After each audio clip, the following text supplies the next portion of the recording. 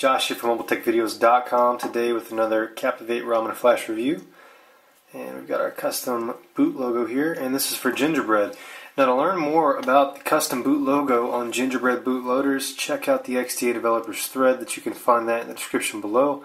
And you can learn more about that, as well as check out our video for how to install those right there.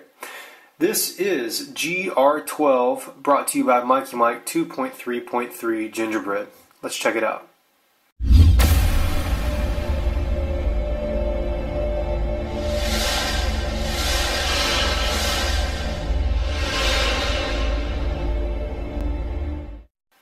Okay, so as we saw, we had the boot logo, and that has been redone by me. I've rewritten the param LFS and made a blank for the logo.jpg that the bootloaders call for, and it works perfect.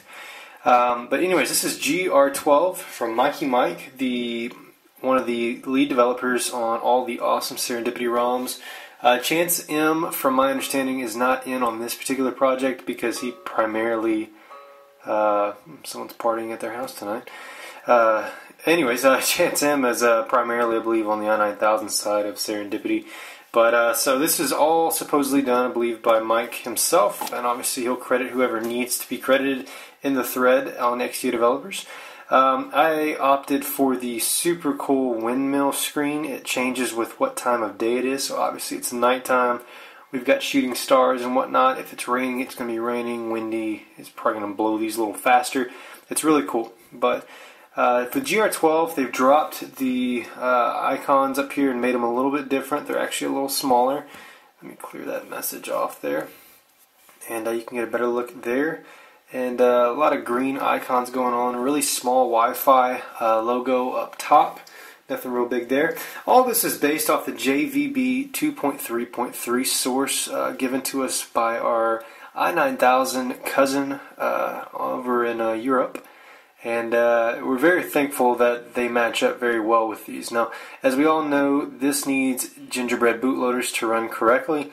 You can check out the Continuum video right here if you'd like to learn more about how to flash this to your phone. Basically, you could run the Continuum all the way up until the point where you're about to flash the update, and you could actually just flash this instead. Let me turn off this little thing I have going on. I believe my son is making noise, so I can hear my wife on the little video camera there. But anyway, so yeah, so you can actually use that tutorial. Although I believe ISAR 1 actually changed up some of the instructions, and now you can simply just flash the bootloaders, flash a compatible kernel, and you can actually flash directly from recovery. So be on the lookout for a revised Gingerbread ROM flashing tutorial from me. So anyways, with enough of that's been said, this rocks the JK4 modem. It's got the Excalibur hand kernel and TouchWiz 4, which is really cool. Obviously updated graphics on the bottom. The messaging now has, if I had messaging as we see there, we've got 3. The email would update in the same manner with a number of how many you have missed. The scrolling overlaps, which I think is really cool. And there's a lot of other neat things you can do that we won't go into too much detail with. The camera has been fully modified, and the latest release he actually dropped out the 1080p option, which is good because obviously we can't do that anyways. It's got a nice little switch there for video, and you can switch right back for camera. But really cool stuff. Power button works as the shutter, I believe. And still has the front-facing camera logo, but not a big deal. Just don't use it. Obviously it does not work. 5 lock screens supported, extended power menu, so you'll get all your original options that you're all used to now with custom ROMs.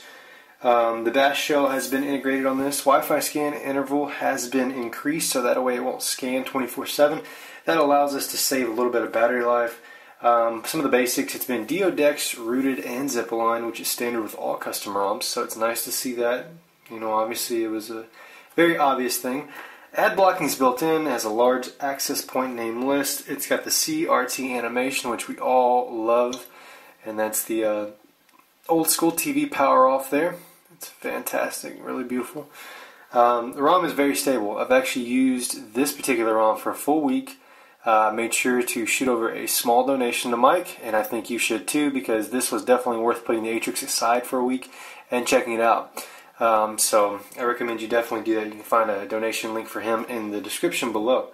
Accurate battery mod, RAM hack and the SD card fix have all made their way onto this ROM, and the home button haptic feedback has also been fixed and it works very well. So one thing about TouchWiz 4 is it still doesn't support landscape. I'm not sure how easy of a hack that would be, but it would be really nice to get that built in. The task manager is about the same. Under RAM, we now no longer have level 1 and level 2 clears. You simply get one large button that says clear memory. So that's a little bit different. In build 12 in particular, if you're on build 11, they've removed the ascending ring, which personally I didn't care for that anyways. They've removed MMS from the call log, which that goes both ways, depends who you are. They fixed the About Phone force close problem, which a lot of us had, where you'd actually just go in and try to look at the About Phone, and it would actually force close. So you can see here that we can actually get into that information and see what's going on in the About Phone section. The media playback has been fixed. There were some issues with that in GR11. It's also got the UA string added to the browser. And as I mentioned earlier, it's got the 1080p option removed and textless notification drawer toggles. So that is also nice to see. Some of my personal notes on this particular ROM is there is no background audio chip support. This is a standard thing that we've seen on lots of i9000 ROMs where the Captivate has a different background audio processing chip. Now what this means is when you're in levels of high background volume, the end user on the other side of your phone call is going to tell you that they can hardly hear you.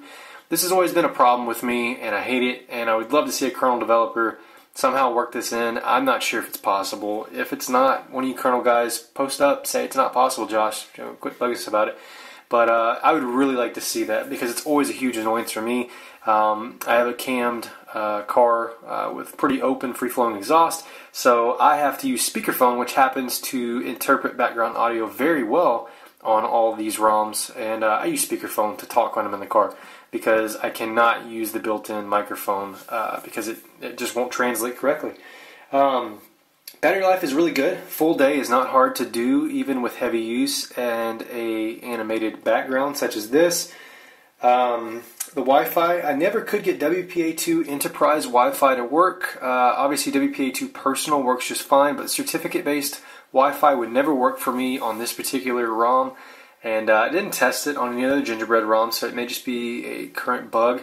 And anyways, WPA2 Enterprise is different than Personal, so it works on certificates and user credential authentication. So that never would work for me. Not a big deal. Hardly will affect anybody.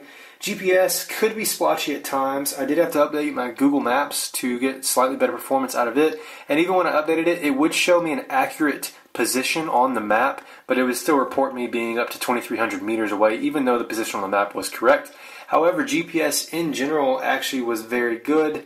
And overall, with the GPS test, I could actually lock going 70 miles an hour and get it down to about 16 feet. So that was actually really good. So I was impressed with the GPS. I've always been impressed with Serendipity's GPS capabilities. So they do a good job of integrating the fixes into the phones.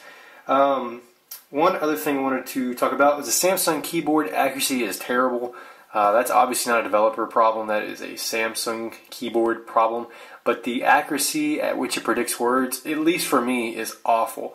So from a developing standpoint, I think you would be more beneficial to just make Gingerbread Launcher the stock. Gingerbread Keyboard the stock keyboard. But that's just me. That's just a personal preference. And the enterprise email, although it is really cool, it does support global address lists, which means that you can start typing the first few letters of someone's name in your global address list if you're using Exchange, and it'll actually autofill it.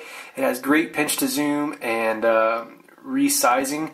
One thing it did terrible, though, is the theming. It's got a really dark theme to it, and if you had something that had black font, sometimes you had black font on a gray background, and it was really tough to read. Once again, not a developer bug. That is a email application bug, but nonetheless, very cool to see Samsung producing a better, more efficient email client with easier navigation built into that. It does have an SMS sync option, so for you guys that are using the actual email for enterprise Exchange use, be sure to turn off the SMS sync. Otherwise, you get a email alert for every single text message that comes through your phone, and that's really annoying. And I actually found that once you set up your account and forget to turn that off, you can't just turn it off halfway after you set it up. You got to blow away the account and re-add it. So, not too big of a deal, but something to note nonetheless. On GR-11, I noticed that I had voice activated problems when I would press the voice activation button to talk to text, but it actually works very well with GR-12, so I'm very happy about that. So this is GR-12 from Mikey Mike 01. Be sure to throw him a donation because Mike is a fantastic developer and it's a really nice thing to have him in the Captivate community. Also remember that we do Captivate LCD fixes, brick fixes, ROM upgrades, and repairs, and we also have some nice products such as the body glove and the world famous download mode jig. Don't flash a gingerbread ROM without a jig. It gets you in a download mode in cases where you may lose that ability during the process of flashing a gingerbread ROM.